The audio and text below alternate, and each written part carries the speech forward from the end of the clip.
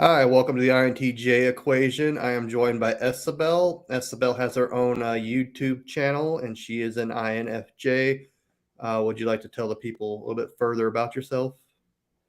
I started YouTubing a few years ago, and I am really passionate about teaching psychology, specifically psychology that has application to our lives. Because whenever I was earning my Bachelor's of Arts degree in psychology at the University of Oklahoma, well, there was so much interesting stuff that I'm looking at it going, why doesn't everybody know this? Why do only I get to know this because I'm majoring in it? I think everyone ought to have access to it without having to go get an actual degree in it. And so that's been my dedication and one of my driving goals for my channel. And I've definitely had a learning curve on the editing, but I enjoy having some background in it and being able to actually add value to everybody's lives. At least I hope I'm adding value. Yeah, so definitely check out her channel. I think she has a very good flow with how she edits her videos. I think they're beautifully done. Thank It's you. down in the description. You're welcome. And for the viewers we have watching right now, just stay tuned and we can definitely ask some questions here as we start get going. All right, just as a general experience for yourself, how's it being an INFJ? It's definitely better than it used to be because whenever I was growing up, I knew nothing about the Myers Briggs. It was not until mid college, whenever I really learned about it, before I knew what INFJs were and that there were different personality types. I didn't realize what was happening whenever I'd walk into my high school and I would just suddenly get very emotionally flustered and I'm like, why? What's wrong with me? Is it just social anxiety? And looking back on it, learning what I've learned now, I know that I'm actually absorbing other people's emotions. And that's why it seems like I have all this turmoil around other people. It's nothing wrong with me. I'm an empath and I'm absorbing. And I also seemed very different from my classmates. And I was like, well, just because I'm not great at multitasking and I prefer to work long hours, I have hyper focus. And I was like, well, why? Like everybody else seems like they can manage this stuff. They can manage small talk. And I not only hated it, I wasn't good at it. But now, after learning about the Myers Briggs, I appreciate who I am more. And that's one of the reasons why I like teaching it on my channel is it made me go from feeling like someone who had problems to finally appreciating who I am and what personality type that I am. It gives me a lens for understanding my differences instead of just I'm abnormal and that's automatically unhealthy or automatically wrong. And my experience is definitely better now after learning about the Myers Briggs, whereas before I just felt so lost. So my experience has gotten a lot better after learning what INFJs are like, and by extension, what I am like. Very cool. So growing up as an INFJ, sounds like you discovered it pretty young. Usually people in that age, they kind of they if they especially if they take online tests, which I'm not a proponent of at all, hmm they mistype themselves. Were you always test as INFJ or were you kind of all over the board like most people are? Well, I've taken a variety of tests before I really knew what I was doing. And I did take the test on 16personalities.com, and there it gave me ENFJ. And I was like, okay, if there's one letter, like this is before I really knew much about the letters, but I did know for years before that I was an introvert. And I'm like, okay, I'm definitely not an extrovert. And then whenever I started taking book tests, specifically the one in the Please Understand Me Too book, I got INFJ. I actually took it a few times just to be sure I got INFJ. I don't know as much about the functions, which is why I don't really talk about them on my channel, but I do know enough about them without heavy study. to kind of know what they indicate. And whenever I took a functions test online, I got introverted intuition as my strongest, and then second, extroverted feeling, introverted thinking for tertiary. And then the only thing that was weird was both my sensings were considered unused according to the test. And I'm like, okay, well, that's probably just underdevelopment. But it was pretty, aside from the last letter, pretty indicative of INFJ. So definitely been taking a few over the years, and they've all pretty much, aside from the ENFJ part, pointed to INFJ. I do tend to score very close to thinking, but I'm definitely an INFJ as far as just I'm always a little bit more on the feeling side. Okay, very cool. You said that you're all quite different from your classmates. How was it like, being an INFJ growing up before you're kind of oblivious to type? Oh boy, I was pretty much a mess, and it did not help that I had, I'm not sure if it's social anxiety or avoidant personality disorder or both. And that played on me too. So it wasn't just all pure personality type for me. I was just so anxious around people. And like I said, I kept absorbing other people's emotions. And that was really, really hard. And I just thought so differently.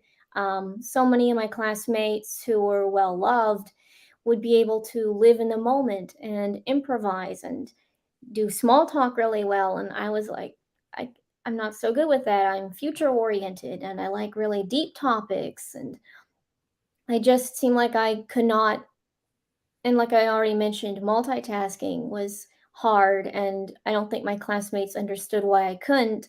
I did have some good friends, but even they would sometimes pick on me. And so that did not help whenever my friends would treat me like that and treat me like I'm different, even though my best friend technically did score INFJ too. Um, I don't know. I'm not one to argue with people's types, but she seems a bit more INFP than me. And she seems like she got along a bit better than me. I don't think she was as anxious. So, pretty big mess back then. Okay. And you do talk about other types of psychology on your channel, and you did talk about personality disorders, and you did mention avoidant personality disorders. What traits did you show of that, would you say? Oh, I pretty much had all of them. I was so anxious about talking to people. I was so anxious about confrontation, and I just always felt like I was judged whenever I went anywhere. And whew, I think it would be a better question of what didn't I have in terms of those traits. Pretty much every part of it fits me. I pretty much like just the word avoidant was definitely enough to describe me. I was so avoidant of people. If you have met me, definitely middle school, but even early high school, I probably would not be able to speak. Just my brain would just shut down whenever somebody talked to me, except for like few very cliche things that I could say. And oh, it was painful whenever I felt like I could not even collect my thoughts or think of anything to say because I was just so anxious. And avoidant personality disorder is considered more crippling than social anxiety. So they're kind of flip sides of the same coin. At least that's how a lot of psychologists look at these two conditions. But mine was a lot more like crippling than the social anxiety by itself, which is what makes me think that it was probably avoidant. At least one part of it was avoidant, if not both together.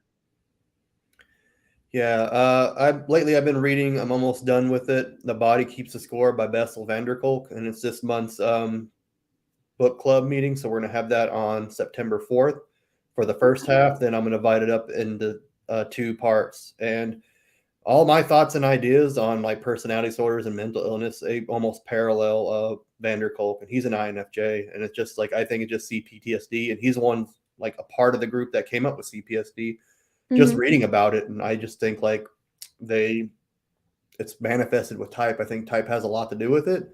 And I think maybe like if you're, a certain type and you have certain traumas, you're going Hmm. to manifest different mental illnesses in a different way. And it's really just stem from CPTSD. But I can definitely resonate with just like my mind just locking and I can't say anything. I couldn't even make eye contact with anybody probably to my mid late 20s. And that was just from working in a prison. And they kind of demand that attention and that respect. So that kind of guess got me out of my bubble in a very frightening way. And speaking of PTSD, working in prison will do that for you too. I'll bet it would. Yeah. All right. So what are your other? What I know INFJs do gravitate towards psychology. What made Hmm. you want to major in that? And do you have any career goals with that? Uh, well, let's see. Starting with the first question of what made me gravitate toward it. Well, at first, I started out in interior design because I'm honestly I have so many passions. I have so many interests that I had a hard time choosing, and I also come from a long line of artists, and so there was no one in my family was directly pressuring me to get into art, but there was always this feeling of, oh, well, my whole family's into art, and I should really do something too. And for a while, I was thinking I might get into an art field because of that, even though I'm not nearly as passionate about art as many other members of my family, especially my sister, who is an artist, owns an online business. Um, and I kind of felt like I had to follow in her footsteps for a while. But whenever I really got to college, like I said, decided on interior design because I was into interior decorating, but those are very two different subjects, really. And I didn't like it. I went through a year of it, and I was like, well, I don't know, I don't really like this. But then I did have to take a basic psychology class, and that was something that I had considered majoring in before. And whenever I got to that class, I was just mind blown by the information. I was like, this is so interesting. Why haven't I heard any of this before? All the concepts, I never was into science that much. But once I got into psychology, which is more conceptual science, then just a lot of testing and a lot of numbers, which I'm not the most into. And I was just fascinated by it. And whenever I realized that I didn't really want to stay in my other major, it was just, well, I considered it before, and now I knew that I really loved it. So that was what drove me to go into psychology, and I really haven't looked back. As far as goals in it, I would still love to go for further education beyond bachelor's, which COVID kind of squashed that for the time being. Otherwise, I probably would have already gone back, just with everything going on. Not a good time. But I would like to get into that, get into further education. As far as actually doing my own practice, maybe life coaching, but I honestly don't know if I'd want to handle anything more heavy than that, like full on psychologist or psychiatrist, because I did intern for only one semester, and I can't say much about how I interned and who I interned with for legal reasons. You do have to worry about, like, saying too much about the people that you worked with. But I will say that I absorbed all these emotions from people who had experienced trauma in the past. And because I was absorbing it all, I got what's called compassion fatigue. And my emotions just went numb. Like I just couldn't feel anything, even toward friends. I had one friend in college after I got compassion fatigue, and he's like, she's not the same person. Well, she doesn't even seem to care about me anymore. And it's like, it's not that I didn't care about him whenever he'd talk about his feelings and talk about, stuff that he confided in me. It wasn't that I didn't care. I just couldn't feel for that point in my life. I had emotional burnout. And I don't know if I wanna keep doing something like that if it's going to burn me out that badly. Life coaching is definitely far easier on me than working with people who have extreme trauma and then I absorb it. So life coaching, possibly counseling for minor problems, minor issues, like life circumstances, that would be a lot easier on me than going full on into it. So maybe that. But aside from that, I definitely like being on YouTube and being able to teach at a distance and not have as much absorbing going on. Yeah, yeah, I totally get it. Like I had a rough night at work. I work in a psychiatric hospital and I'm pretty convinced I just want to find another job at this point. It's and it's not really just like the patients and the environment and being around traumatized people. It's more like just the administration there. It's just a little too much Mhm. for me. But yeah, I was going for my BA in psychology and I decided to at least put it on hold. I really like to get a PhD, but Mhm. just the psychology, I really think it's just been overtaken by censors, and they Yeah. think that it has to be concrete and everything has to be studied, and not everything can Mhm. be just replicated in a lab. It's just not that, like, behavioralism and stuff is just taken over, and there's a lot of abstractness to psychology, and there's just no way around it, and they just, like, throw a lot of therapeutic, interventions out because, well, 1, a lot of them haven't been studied, like, they say, like, typology can't be replicated, but Mm. one reason is just there's so many theories and so many ways of testing, and yeah, I just don't think maybe we just need like one solid foundation of testing. I don't know if it ever be replicated, but it's probably been the most beneficial thing in my life, like getting my head out of my ass, basically. I understand. I have run across some, like it's kind of mixed tests, but I have run across some studies on Google Scholar that talk about replicating MBTI, and it can be done. It has been done. It's just, I think there's a lot of people who believe that it can't be done, and so they don't even bother to do a lot of research and entertain the possibility that, maybe it can be replicated, maybe it can be studied. I think there are ways that it can be that people don't really think about immediately. I think it has to go beyond just testing. I think you need to do interviews, in-person Mhm, interviews, question like maybe family and friends. I think it should be a very deep profile, like a longitudinal study of somebody. I believe that, everybody, like I mentioned before, like personality disorders and mental illness manifest based on type and trauma. I think people can be treated based off type as well. And what when a one glove that fits another doesn't fit, another person. So it should be mm. very individualized. And according to Joyce Ming, who I interviewed maybe like 6, 8 months ago, I don't remember exactly when. She says that it's taken definitely more seriously in Canada, and there is a lot of evidence and stuff there. And she's actually going for her PhD, and she's basing it around typology. But here in the U.S., it is a joke. But I definitely do agree that people are just automatically going to dismiss it, and humans run studies, and humans have bias. So if they're not going to take it seriously, they're not going to take it seriously, and Mhm. it's not going to be replicated by choice. Yes, exactly.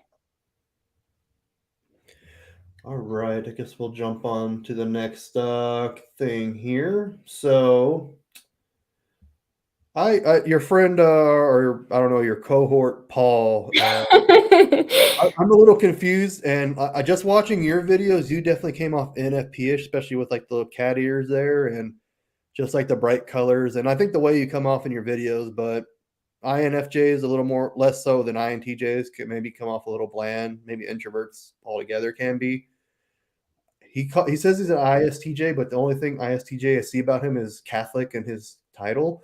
Maybe I definitely get ENFP vibes from him. But you said you spent some time alone with him, and he does come off very ISTJ-ish, right? Yes, yes, he and his, friend Teresa, who's an ESFP, um, they came and, spent a few days visiting because Paul and I have been talking about that for quite some time, And we finally are able to do it now that COVID's been subsiding and we can get out more. And of course, money's always a concern. So we finally are able to do it at the beginning of August. And yeah, he's definitely ISTJ. Like I said, I don't want to go like too deep into cognitive functions until I feel like I've studied them well enough to talk about them. But I do know the basics, and he definitely has a lot of that introverted sensing going on, where he needed his routine as much as possible. He liked to get kind of the same food everywhere we went that was reminiscent of what he'd had before. When it came to new experiences, um, his ESFP friend and I were all over the map, and he's like, no, I'd rather not do anything that's unfamiliar to me. And he definitely has that. The only other thing that I could picture him being would be ESFJ, because he does put forth a lot of effort to care and to try to understand people. I would still say that extroverted feeling and his ability to sense other people is definitely still like low and a hard point for him. He just makes a concerted effort to try to understand other people and to try to really see their points of view, even though it's not exactly his strength. Yeah, and a thing that very well could be why I'm seeing ENFP is I don't know. I sent you a video to CS Joseph on INFJ. He does have and I don't definitely don't take everything he says seriously, but he has a theory of cognitive transitioning, Hmm. and the socionics duality side is basically your opposite type, same functions with a reverse stack. And Hmm. ISTJ would be an ENFP, and Hmm. subconsciously we all try to be our duality side. Like an INFJ would kind of be like more like an ESTP, kind of have their own gang, their own pack, and stuff like that. And I definitely resonate that. Like my opposite being an ESFP, I try to be more like them, or almost envious of them in ways, and annoyed at time of them too. So maybe he's striving to be an ENFP, and he's doing a pretty good job of it. I don't know. I feel like that definitely could be a case where he is actually trying to be, at least on camera.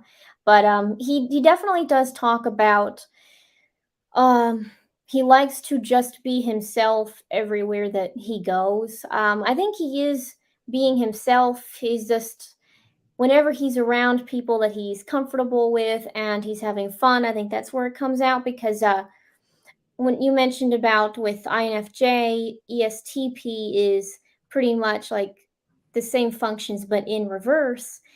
I've definitely noticed that about myself. I've had a lot of people mistake me for ESFP, but also ESTP a few times whenever I'm, say, really in my element and I like going to dances. And that's one of the places where you will just see me so extroverted seeming.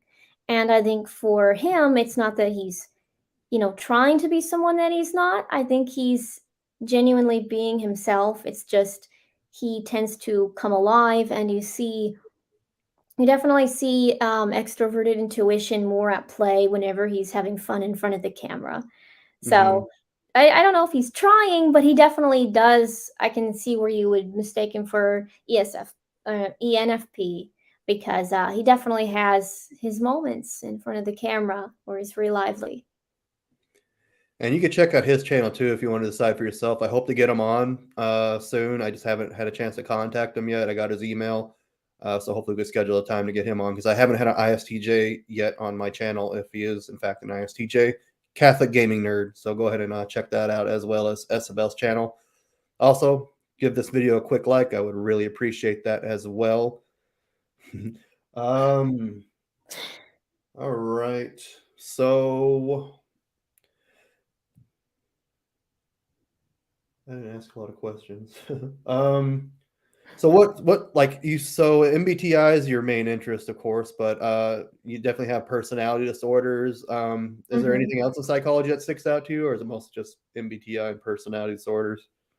Well, this may surprise you, but MBTI was never meant to be one of my biggest series on my channel. And the reason why, like, I got a request for it, and I also wanted to do it of my own accord. But my friend who got me into MBTI in the first place wanted me to make a series. He's like, "Hey, can you do MBTI?" I'm like, "Well, I'm going to do that anyway. So as long as you're requesting it, I'll prioritize it." And I didn't really know when exactly it would end at the time. I just was trying to get started, but then it ended up being one of the most popular series on my channel. And I was like, well, okay, obviously, this is the content that people are really wanting and they're really resonating with. And I'm here to try to serve people on YouTube and try to give them the information that they want and they find helpful. And well, obviously, MBTI is what they like. So I'm just going to go ahead and keep going, and ended up being one of the biggest series just because, I'm trying to supply what people want. And also, they just got more views, and so they end up being more prominent on my channel because it's kind of a cycle where they get a lot more views, and so I'm like, "Well, this is must be what people want, so I'll keep making them," and so it just kind of perpetuated itself whenever I had started. But, it definitely wasn't meant to be one of the biggest things on my channel like it is. Um, I definitely have other interests. I definitely, I love psychology that is applicable. I love all sorts of fields, and all I've studied like all sorts of types of psychology, like industrial organizational, obviously personality theories, but not necessarily using MBTI, just general personality theories, and abnormal, cognitive. But the thing that I always love is just whatever field they come from, if it has application. If I think people can say, "Hey, I can use that and my life can be better because I knew this and used it." That's really what all of my information has in common, and what I try to keep in common is, can people not only hear it, but can they apply it in some way? Even if it's just applied to, say, their mindset about how they live life, which that's more Myers-Briggs. They can apply, communication tips, but also they can just apply it to how they view themselves, and maybe be a little kinder to themselves rather than thinking, "What's wrong with me?" And that's definitely what Myers-Briggs did for me, and I want to give other people that opportunity as well. Yeah, absolutely. I think not only did typology help me discover myself, it helped me like understand other people because INTJs definitely Mhm. struggle with that without having much FE. And someone like Paul, like an ISTJ, they're usually the most closed off to this sort of thing, and it definitely opened his mind. That's a good way too, not to chime or you know beat him up or anyway. I'm not trying to do that anyway because he's not here to Mhm. defend himself, of course. But I know. I always love to see sensors in typology. And you Yeah. said it. Oh, go ahead. Oh, I was just gonna mention on the note of, like, opening up Paul's mind. He said that he didn't really, understand other people until, like, he started getting into Myers-Briggs. Like, it just opened his mind a lot, so he has actually verified what you just said, that it does help with our communication. I did an interview on his channel, actually, where we talked about what it's like communicating as enigma types, and a lot of it really boiled down to, we understand Myers-Briggs and that there's differences without each of us being wrong. They're just neutral differences. So yeah, Myers-Briggs has definitely allowed us to even become friends in the first place. Very cool. It opens new doors. Mhm. And you mentioned earlier when we had a little chat. They have an INFJ sister. Can you elaborate on growing up with someone who has an INFJ in your own house? That's pretty crazy, I think. Oh, well, there aren't very many intuitive types in my family. The only other intuitive type, whom I'm just guessing here because I don't think he ever took the test. My late uncle, um, I'm pretty sure he was an INTP, but we didn't find out how intuitive he was until, like, he was so secretive.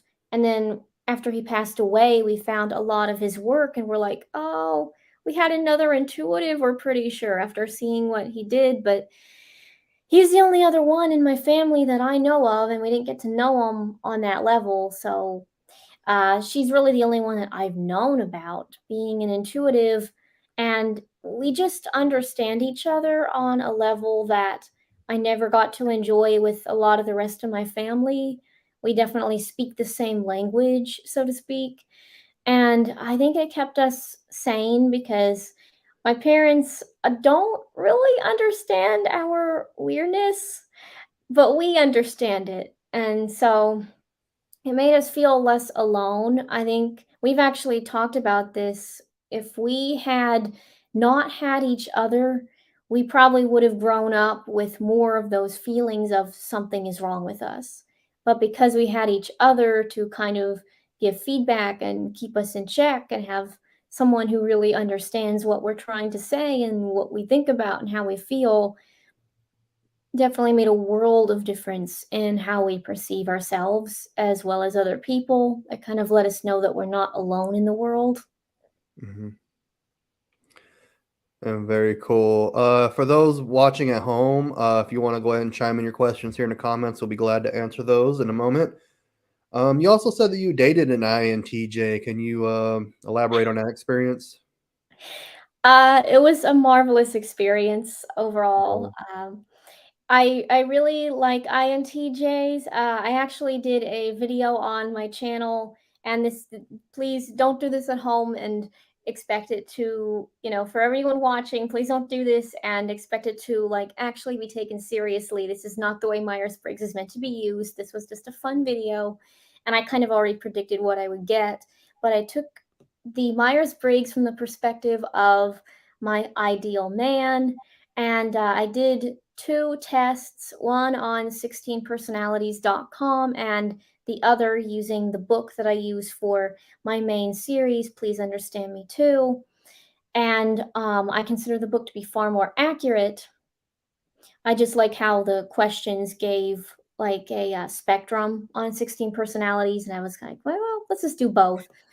But on the more accurate one, I did get INTJ for like the ideal man that I'm looking for. And I already kind of suspected that it would come out that way because I really enjoy INTJs. The INTJ that I dated, we understood each other in a way that few other people have ever really understood me. And I know he said that I was one of the few people that he could just talk to endlessly.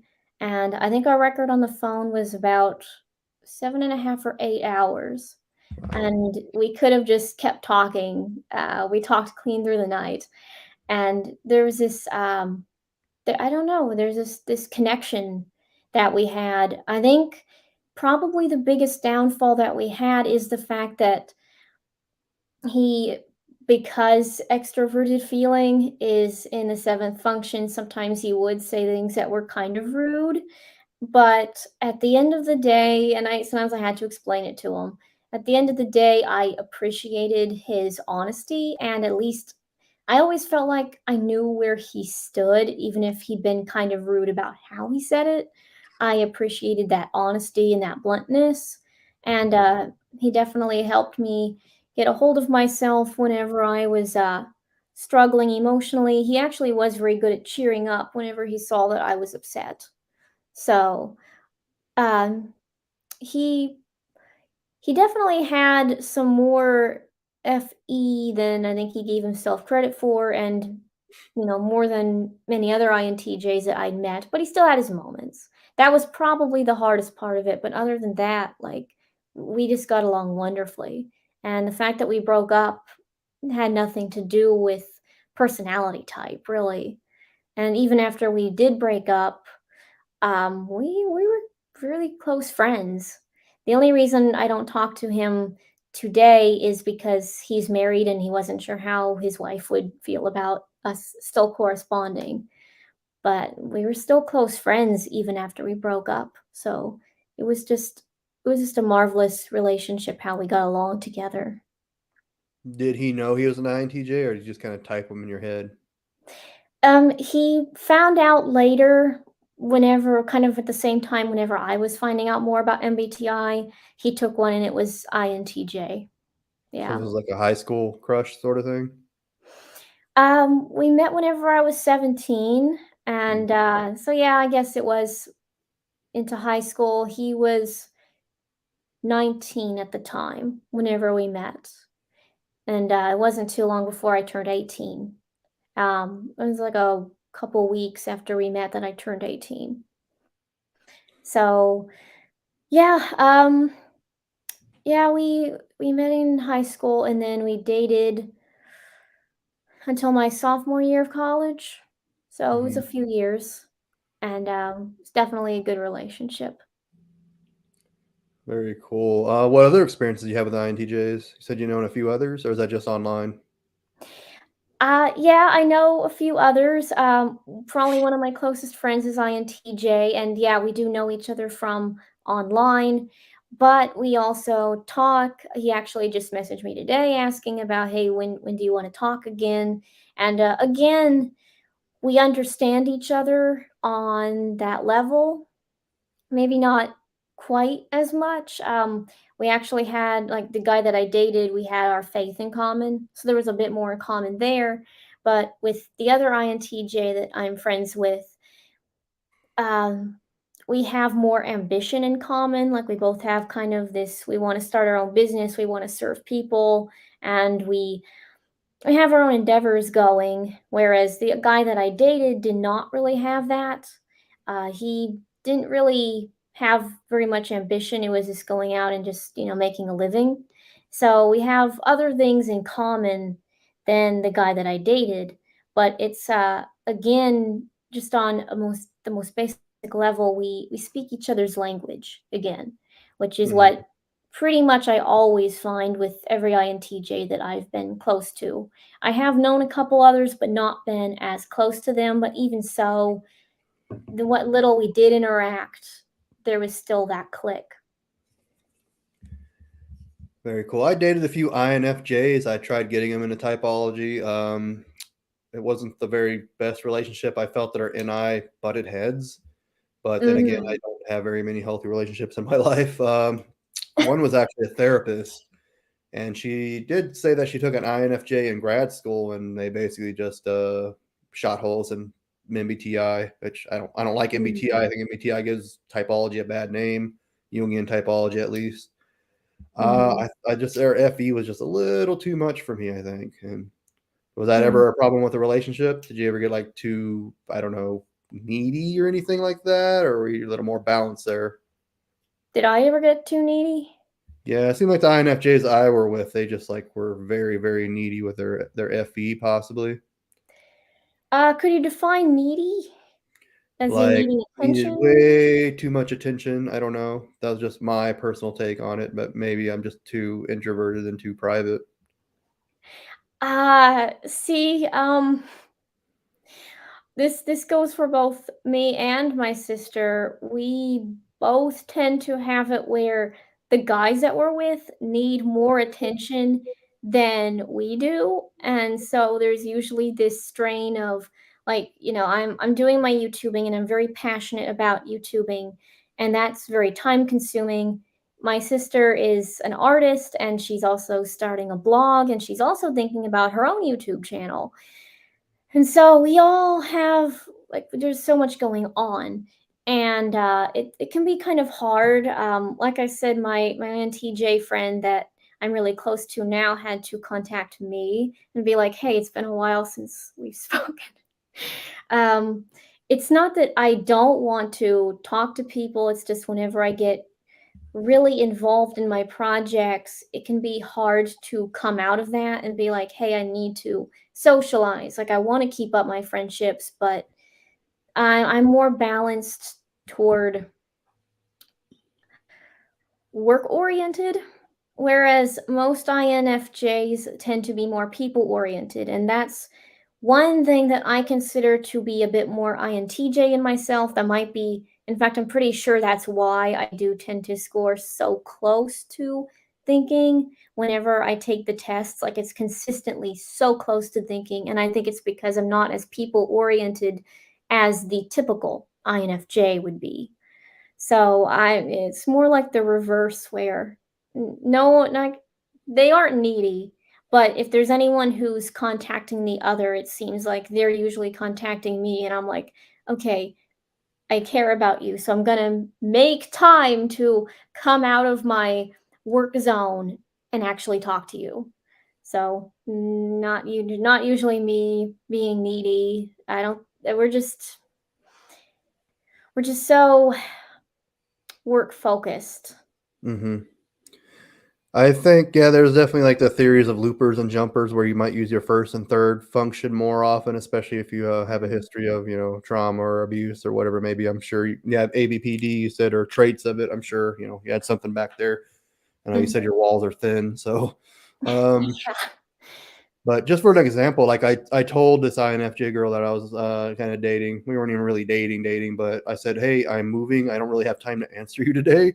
I'm Mhm. very busy." And she just kept danging it and like messaging me. And I said, "Look, I am moving. I can't message you right now." She's like, "Oh, you don't like me?" And yeah, I just got on my nerves. I'm like, Oh. "I'm sorry. You're done. I can't stand the clinginess. But she was very, I guess unhealthy in her own ways. So not Mhm. all INFJs are like that, of course. Yeah. All right. Yeah. Um, I can understand that. That would get old for me if my sister has dated some guys that are really clingy, and she's like, "I really can't talk right now. Like, I really can't talk very long either." And they get very insecure, the guys that she's dated, and yeah, it's usually reversed for us. We're the ones being more aloof. okay, there you go. Hard to get's usually more attractive, I guess. Maybe for some. Maybe, yeah. All right. Yeah, if there's any questions from the audience, go ahead and feel free and put them in the chat. I'm gonna wrap this thing up soon. So do you have any I usually ask my guests for 3 book recommendations, and they don't have to be typology related. Do you have Mhm. any book recommendations? Well, I there's a lot of good books. So let me just hit the highlights. Definitely, Please Understand Me Too is the book that I use. So I guess you could say that I recommend it through my use of it. As far as non-type related, I would definitely recommend 2 books by the same author, whose name is Robert Cialdini. I think that's how you say his name. I could have it totally wrong, but they are Influence and Persuasion. I They are wonderful books, so eye-opening, and they go into a lot of Influence goes into the 7 pillars, well, currently 7 known pillars of influence that you can use and also what people use on you. And then persuasion talks about how you influence people toward your way of thinking before you even make a request for people to do something or give you something.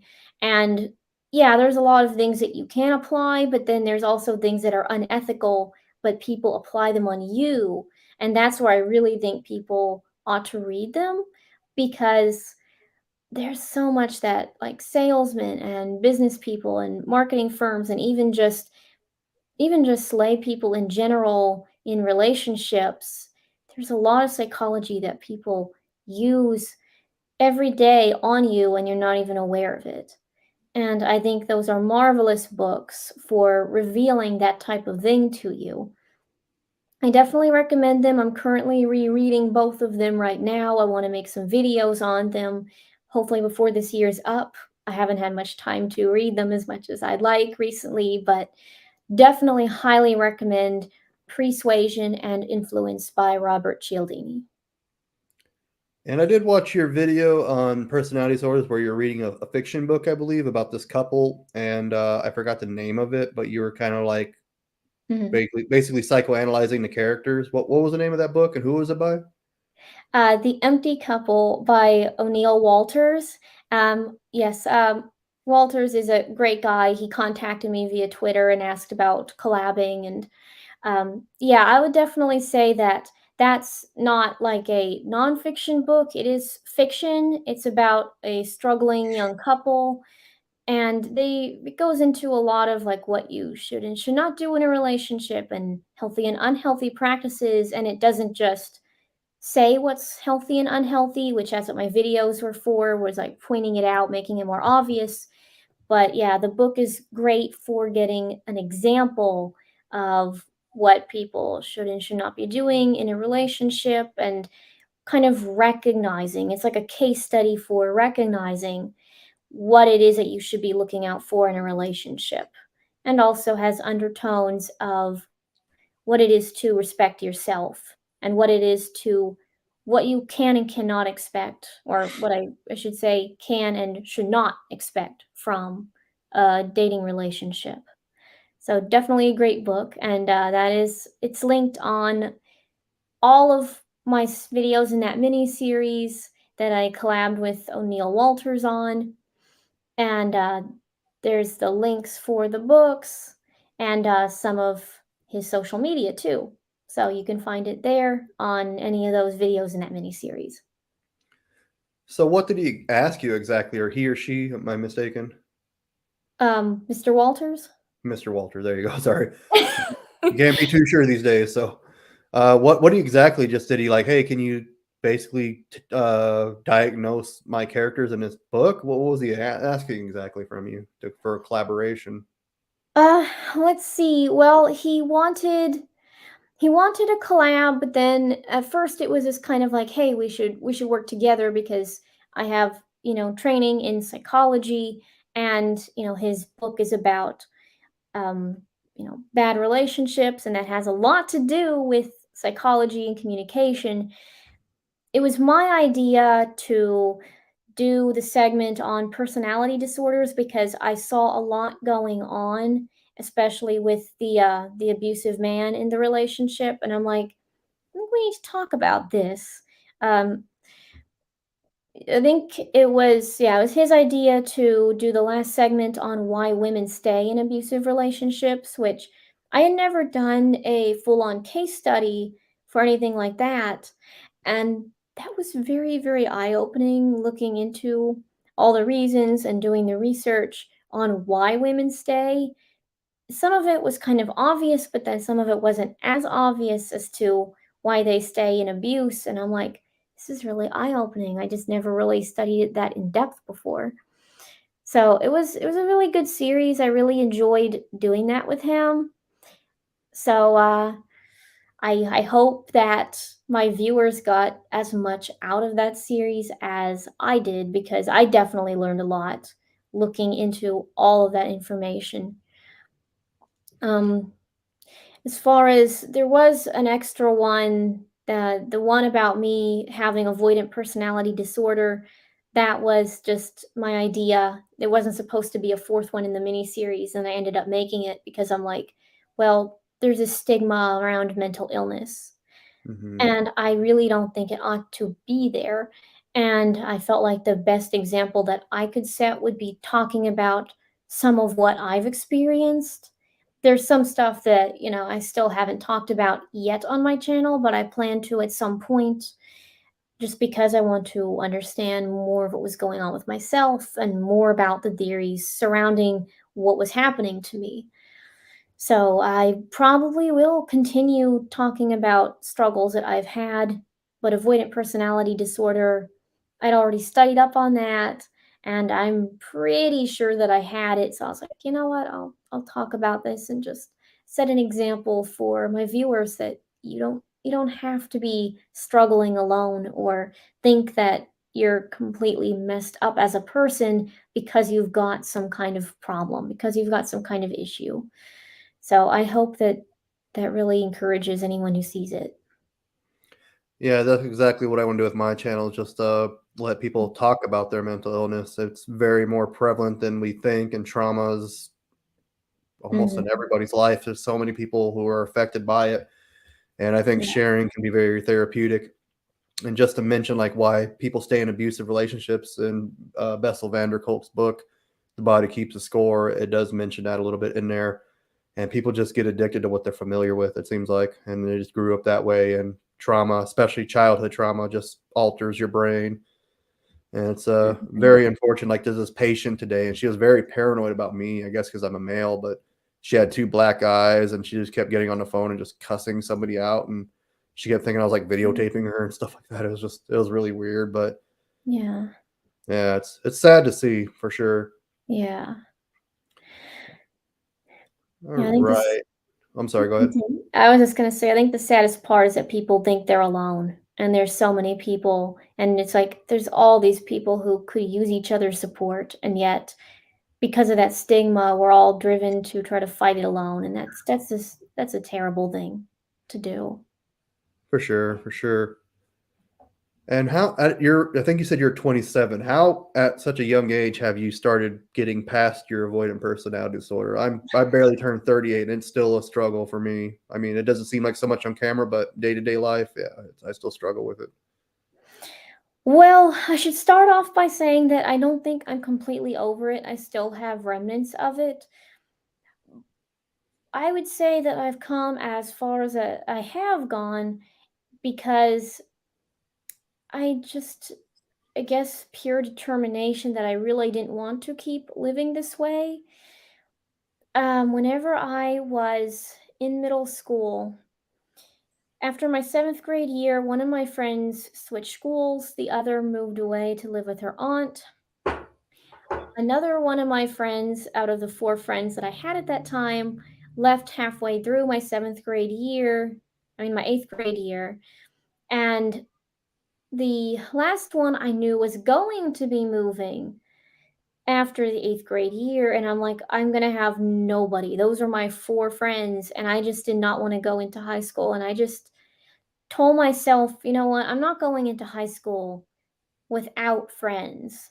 Like, that's one of the worst things is to just be friendless going into high school, and I just told myself, "I'm not gonna do it. I'm not gonna have it, and I'm just gonna start pushing myself," and I said a lot of really dumb things and a lot of really embarrassing things I think about at night sometimes. I'm like, "Oh, why did I say that?" I still have those moments now, but it was, a lot more prevalent then. But I think the main takeaway that I learned whenever I started pushing myself to get out there and making more friends, and in case you're wondering, yes, in high school, I did have my nerd herd. That's what we called ourselves. Mhm. And we had about 10 people in it. And um, I guess you could say that the main takeaway that I got from it was embarrassment is hard and saying the wrong thing is hard. And definitely, if I say the wrong thing and lose a relationship, it's hard. But hard doesn't mean it's fatal. Hard doesn't mean that I'll never recover. And that's kind of one of like I think everybody's, thoughts and messages to themselves are, different even among the same personality disorder or psychological disorder. And one of the messages that I had going through my head was, I'll never recover. I mean, yeah, whenever I think about it now, it's like it doesn't make sense. Of course, I'm going to recover. But at the time, that's kind of what was like running through my head was it was a lot worse than it actually is. And just learning that it's not fatal. It's not going to kill me. It's not going to hurt me. I will just get stronger, and it's a choice to get stronger from it. That's really what finally drove me out of feeling like I had to watch myself a lot, was just getting out of those really negative tapes that were playing in my head. And I was started, like I said, 8th grade, so I was about 14. I didn't start really feeling like I was coming into myself and feeling confident with myself until I was about 21. So that was 7 years of a lot of struggle. And even now, I still have, like I said, remnants, but now I can come up to strangers in the supermarket and if it's relevant, just kind of make a joke, or if people talk to me, then I can, like, talk to him a little bit and, not feel that anxious like I used to. So, it's definitely not gone, but it's better than it used to be. And it's just a matter of trying, really, and just determining that this is what I'm going to do. Yeah, I don't think it ever fully goes away, but good for you for, finding some relief there. Gonna bring this thing home. So, what would you like others to know about INFJs or just you personally? Is there any misconceptions, stereotypes, misunderstandings you'd like to spread or, I guess, clear up, I should say? Mm, as far as misconceptions surrounding INFJs, I know I've heard a lot of people assume that INFJs are kind of like this. I don't know, we're almost viewed as like this mythical creature or like the unicorns of the MBTI. And I mean, yeah, maybe we're rare and yeah, maybe there's a lot of complexity to us, but a lot of people seem to think that because of that, that there's no point in trying to understand us because either we're just so weird we can't be understood, or there's really no way that they'll be able to communicate with us if they tried. And it's like, no, I would say, the more you know about MBTI, the easier it's going to be to communicate with INFJs and just knowing kind of what drives us and our functions, definitely, which I'm still, like I said, looking into more for myself because they are eye opening from what I know of them already. I would say just the more you know about MBTI in general, the easier it's going to be to talk to INFJs. As with, you mentioned my friend Paul, ISTJ, INFJ, Enigma functions. It's not always easy. We still do have misunderstandings, but just knowing the fact that we are different without being wrong has just been huge, huge in having the friendship work, even though we're so different. We don't really have to share the same mindset to understand each other's mindsets. Very well put. Is there anything about INTJs you'd like to ask that you don't understand or curious about or whatever it may be? Is everything a good answer? I would love to know everything about INTJs. I'm fascinated by INTJs. I feel like I understand them pretty well. I guess just what always fascinates me about really any type is just kind of knowing the messages and the thoughts that go through their head. That would just be fascinating to have basically a case study of, say, if one of them were journaling down all their thoughts. I think that would be very informative. um, just knowing what everyday life is like inside their minds would be great. But obviously, I don't think we're going to get a whole lot of time for that in Yeah. this interview. But that would definitely be something I'd love to know is just more of what goes through their heads every day. Everything. I don't know. Everything goes through my head pretty much. Like I'll just see something and I'll just see a connection, and if I talk about it to another person, they'll think I'm crazy. Um, I mean, it could be torture. I think thinking of every little thing because I especially with my upbringing, I think of all the negative things too. So Hmm. I definitely have to kind of monitor myself there and hold that back. But yeah, just constantly making connections. Constantly thinking. Like we always get deemed as one of the smartest types. I don't know if that's necessarily the case. I think we just think differently and we think often. Hmm. So yeah, that's just a very big question. I don't know. Yeah, I think thinking often is probably one of like, I don't know. I think IQ is overrated. Honestly, the more I've learned psychology, it's like it's not how smart you are, it's what you do with what you've got. And Yeah, so I think thinking often is really more of a path to wisdom and understanding than just having raw intelligence in your favor. Because I know lots of people who are intelligent, but they don't bother to think or think for themselves enough to really use it. But if you think for yourself, that leads to a lot. yeah. I mean, like you can be really smart and you learn about stupid things. Like I used to learn about like I don't know, like pro wrestling and video games or whatever I was interested, but nothing like actually like useful or practical that I could do with my life really. Mhm. But yeah, I don't know. Like that's why I really stopped watching movies. I don't really read fiction too much. I just kind of concentrate on building the life that I want. Mhm. All right. Well, I think that wraps it up. I appreciate you taking the time to do this, and I thank you for watching at home. Go ahead and check out Esabelle's channel. That link down below. Thank you for going beyond the clickbait. And if you want to watch a video with me and a schizoid personality disorder INTJ talking, I'll go ahead and link that above. And we're also going to have him and his girlfriend who has a DID come on, dissociative identity disorder, soon. So keep an eye out for that. Thank you for going beyond the clickbait, and